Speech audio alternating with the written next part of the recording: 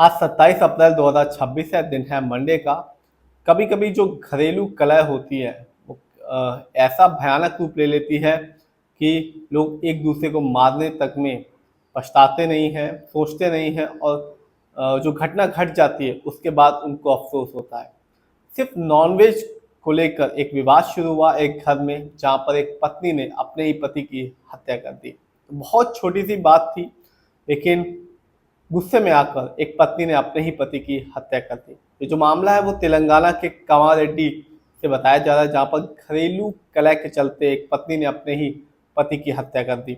देर रात विवाद नॉनवेज को लेकर स्टार्ट हुआ और देखते ही देखते पत्नी आग बबूला हो गई और पति पर धारदार हथियार से हमला कर दिया, जिससे उसके गर्दन पर चोट आई और ज़्यादा खून बहने की वजह से उसकी मृत्यु हो गई।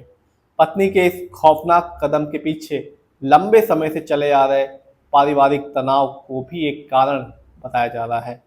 घटना कामारेड्डी में हुई, जहां शिवाजी और लक्ष्मी अपनी दो बेटियों के साथ किराए के घर में रहा करते थे।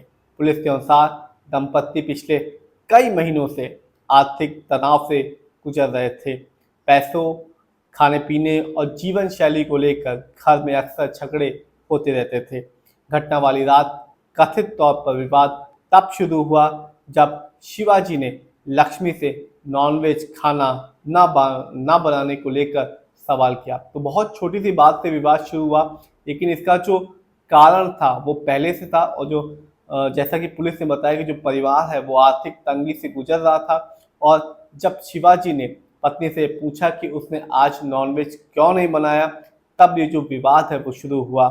शब्दों की बहस जल्द ही बढ़ गई और गुस्से में आकर लक्ष्मी ने अपने घर में एक धारदार हथियार रखा हुआ था, उससे शिवाजी की गर्दन पर वार कर दिया। गंभीर चोट आई और अधिक खून बहने की वजह से उसकी मौत हो गई। आसपास के लोगों ने जब तेज झगड़े की जो आवाज़ें थी और चीख पुकार की जो आवाज़ें थी वो सुनी, तब उन्होंने पुलिस को इस बारे में सूचित किया। पुलिस मौके पर पहुंची, इलाके को सुरक्षित किया गया और जो शव है उसको पोस्टमार्टम के लिए भेज दिया गया।